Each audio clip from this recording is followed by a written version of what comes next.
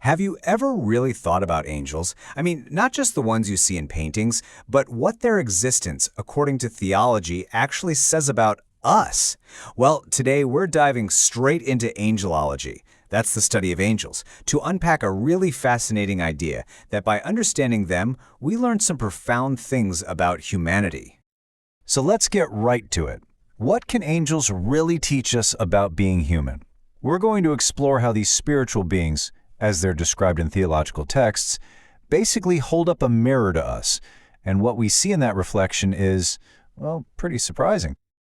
And our journey starts with what you could call a stunning theological puzzle.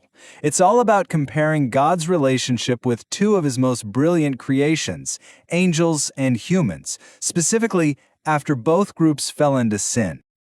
Okay, and this is where it gets really interesting. This slide lays out a contrast that is just stark. It's at the heart of everything we're talking about today. Look at these two columns.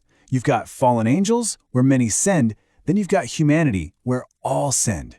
But look at the outcome. For the angels, what's described is perfect justice. No second chances, no redemption offered. But for humanity, something totally different. Undeserved mercy, grace, and redemption. It's a huge difference.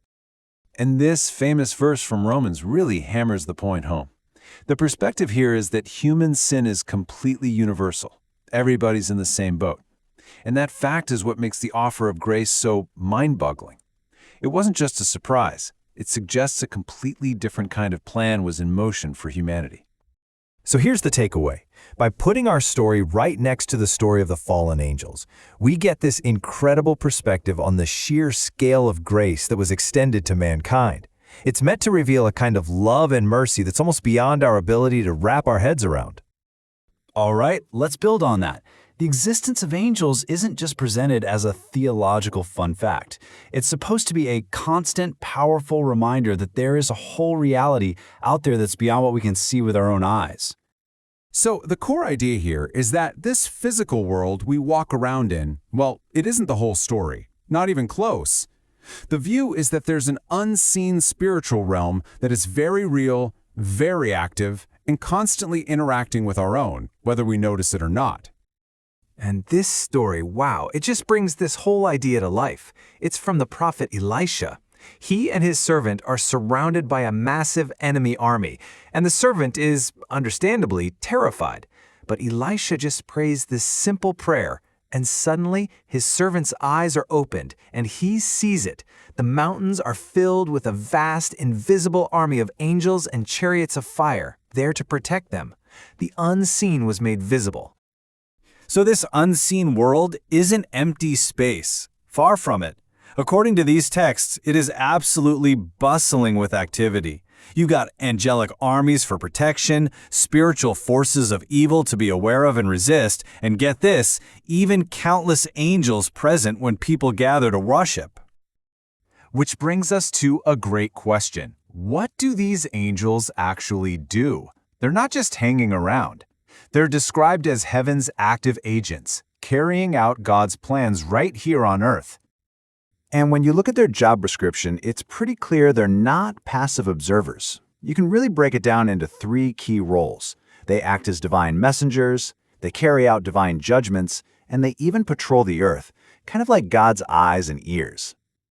So first up, messengers. You can think of them like divine couriers, carrying crucial information. For example, the angel Gabriel was sent to the prophet Daniel to help him understand a vision.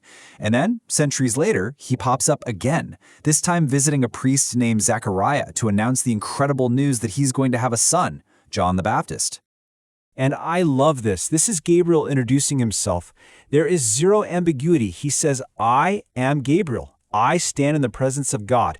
He's establishing his authority and his purpose right away. He's been sent directly from the throne room of heaven with a message. But it's not all good news and announcements.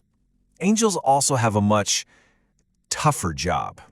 These writings also describe them as the instruments of divine justice. When a judgment is decreed from heaven, it's often an angel who gets sent to execute it. And to give you a sense of this sheer power we're talking about, look at this number. According to the book of 2 Kings, one single angel struck down 185,000 Assyrian soldiers in one night. It's just an awesome and frankly terrifying illustration of the kind of power these beings have when they're acting on command. Okay, so let's shift gears a little. We've talked about what angels do, but what can they teach us just by their example? Well, they're often presented as perfect role models, especially in two key areas: obedience and worship. So what are we supposed to learn from them? It really boils down to two simple but powerful invitations that you see right here. First, to look at how they obey, and second, to look at how they worship, and to see a pattern there for our own lives. Now, when we talk about angelic obedience, the picture we get is that it's immediate, it's unquestioning, and it's joyful. This is the very standard that's being prayed for in the Lord's Prayer. Your will be done on earth as it is in heaven. They are literally the gold standard for obedience. And what about their worship? Wow. Just listen to this. This is the endless cry of the seraphim, a type of angel that the prophet Isaiah saw before God's throne. Their worship is constant, it's totally focused, and it's all-consuming. It's just a powerful snapshot of what ultimate worship is supposed to look like.